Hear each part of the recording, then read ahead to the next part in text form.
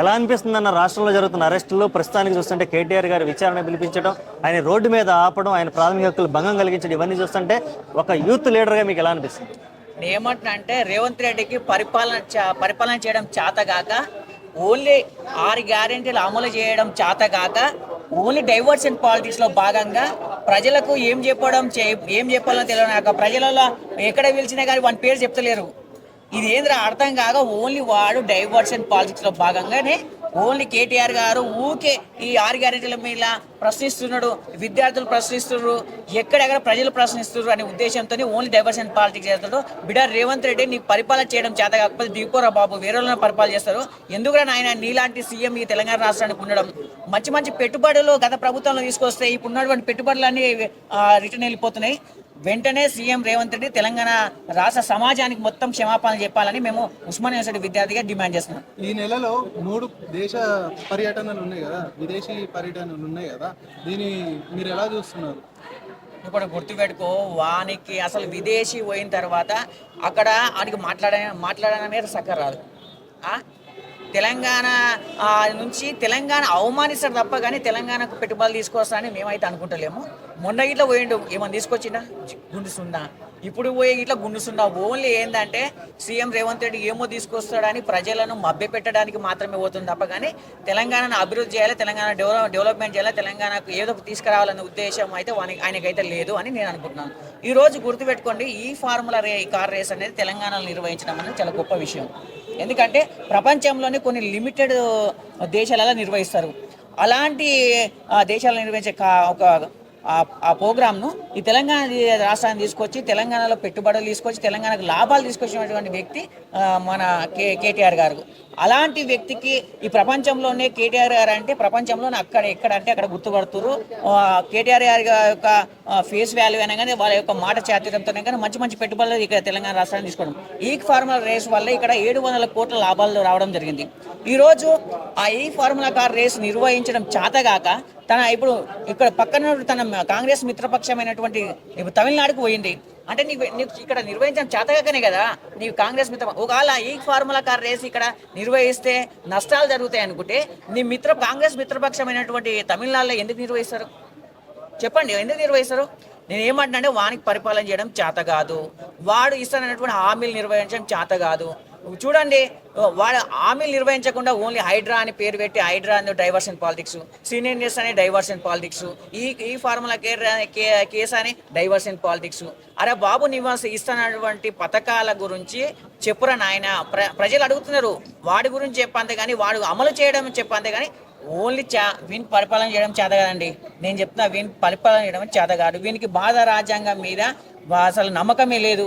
ఇలాంటి వ్యక్తి తెలంగాణ రాష్ట్రానికి సీఎంగా ఉండడం మాకు చిగ్గుచేటుగా ఉన్నది. అంటే రాష్ట్రంలో చాలా సమస్యలు ఉంటాయి, వీటిని హైలైట్ చేసేసి ఏళ్ళని టార్గెట్ చేయడానికి కారణం ఏంటంటే, ఎందుకంటే కూడా గుర్తుపెట్టుకొని తెలంగాణ కాంగ్రెస్ ప్రభుత్వం వచ్చిన తర్వాత వాళ్ళు ఇస్తున్నటువంటి హామీ, ఇప్పుడు సంవత్సరానికి 2 లక్షల ఉద్యోగాలు ఇస్తా అని చెప్పి మాట ఇచ్చిండు. మహిళలకు 250 రూపాయలు ఇస్తా అని మాట ఇచ్చిండు. 2,500 ఇస్తానని మాట ఇచ్చిండు. గ్యాస్ సిలిండర్ ఇస్తానని మాట ఇచ్చిండు. అదేవిధంగా వృద్ధులకు 4,000 పింఛను, వికలాంగులకు 6,000 పింఛను, 5,000 పింఛను ఇస్తానని మాట ఇచ్చిండు. ఇవన్నీ మాటలు ఇప్పుడు అవుతున్నాయా? నెరవేర్తలేవు. మళ్ళీ ఇంకోటి అంటే ఉద్యమకారులకు ఇల్లు ఇస్తానని మాట ఇచ్చిండు. ఇప్పటి వరకు ఇటువంటి పథకాలు ఏవి అమలు చేయడం చేతనైతలేదు. కాబట్టి ఏం చేస్తుందంటే తెలంగాణ రాష్ట్రం వచ్చిన తర్వాత కేటీఆర్ గారు అయినా కానీ విద్యార్థులైనా కానీ ఎక్కడెక్కడ ప్రశ్నించడం జరుగుతుంది. ఇంకొకటి, ఈరోజు నార్మల్గా వచ్చిన పేపర్లో వచ్చిన న్యూస్ ఏంటంటే లైక్ కొడంగల్ ఇండైరెక్ట్ ఎమ్మెల్యే వచ్చేసి తిరుపతి రెడ్డి ఎవరు అంటే రేవంత్ రెడ్డి సోదరుడు. అతనే మొత్తము అందరికీ చెక్కులు, కళ్యాణ లక్ష్మి చెక్కులు ఇవన్నీ ఇవ్వడం అనేది జరుగుతుంది. మిగతా అక్కడున్న పబ్లిక్ పార్టీ ఉంటారు కదా, ప్రజాప్రతినిధులు, వీళ్ళని ఎవరిని పిలవకుండా ఇవ్వడం అనేది జరుగుతుంది. దీనిపైన మీ అంటే ప్రోటోకాల్ ఏమీ పాటించట్లేదు. నేను ఏమంటున్నా అంటే వాడు తిరుపతి రెడ్డి అనేటోడు వాడు ఏదో షాడో సీఎం తీరు, షాడో ఎమ్మెల్యే తీరు అక్కడ కొనగల్ల నివేశుడు.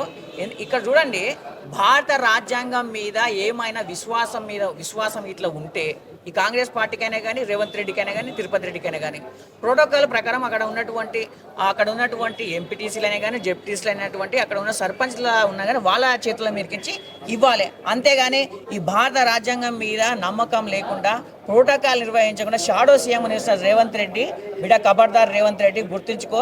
ఏదో ఈరోజు మీ అన్న ఏదో సీఎం అంటాని నీవు ఇష్టం వచ్చినట్లుగా నువ్వు అక్కడ చెక్కులు ఇచ్చుకుంటా, ప్రోటోకాల్ తీసుకొని నీకు ఒక కాన్వాయి, నీకు ఒక పోలీసు వెహికల్ అవసరమా బిడ్డ? నువ్వు వెంటనే తెలంగాణ సమాజం మొత్తం నిన్ను రాబోయే స్థానిక ఎలక్షన్లైనా కానీ, అదేవిధంగా ఇక్కడ జరిగే మున్సిపల్ ఎలక్షన్ కానీ కాంగ్రెస్ ప్రభుత్వాన్ని బొందబెడతారు. ఎందుకంటే ఈ తెలంగాణ గడ్డ ఉద్యమాల గడ్డ, ప్రజలందరూ గమనిస్తున్నారు. వీడు ఓన్లీ పరిపాలన చేయడం చేతన అయితే లేదు వీనికి. ఓన్లీ వీళ్ళు ఇప్పుడు ఏమంటాడు, అంతకుముందు గత ప్రభుత్వంలో కేసీఆర్ గారి ఫ్యామిలీ మొత్తం కేసీఆర్ వాళ్ళది. మరి ఇప్పుడు ఏందిరా మరి ఇది? నీ అన్న ఏం చేస్తున్నాడా? అసలు వాడు ఇవ్వడు ఇంతకు. తిరుపతి అంటోడు ఇవ్వడు. వానికి ఏం అర్హత ఉన్నది అక్కడ చెక్కులు పంపించడానికి? వానికి ఏం రైట్ ఉన్నది? వాడు ఏ పదవిలో ఉన్నాడు అని ఇస్తాడా? అంటే అది అంటే only CM Revanth Reddy family నడిపిస్తుందా తెలంగాణ రాష్ట్రంలో? ఇట్లాంటి విషయాలల్లో తెలంగాణ సమాజం మొత్తం చూస్తున్నది. వెంటనే తెలంగాణ సమాజం మొత్తం రాబోయే ఎలక్షన్లో కాంగ్రెస్ పార్టీకి, రేవంత్ రెడ్డికి తగిన బుద్ధి చెప్తుంది. ఈరోజు చూడండి, తిరుపతి రెడ్డి ఏమో ఆడ ప్రోటోకాల్ లేకుండా ఇస్తున్నాడు, వాళ్ళ ఇంకో తమ్ముడు ఏమో రియల్ ఎస్టేట్ దందాలు చేస్తున్నాడు. అంటే ఈ తెలంగాణ రాష్ట్రంలో కాంగ్రెస్ ప్రభుత్వం వచ్చిన తర్వాత only CM Revanth Reddy family ఇది నడిపేయాలనుకుంటున్నారు, దందాలు చేయాలనుకుంటున్నా. దందాలు చేయడానికి ఈరోజు ప్రభుత్వం వచ్చిందా? బిడార్ రేవంత్ రెడ్డి వెంటనే నువ్వు తెలంగాణ సమాజానికి క్షమాపణ చెప్పాలి.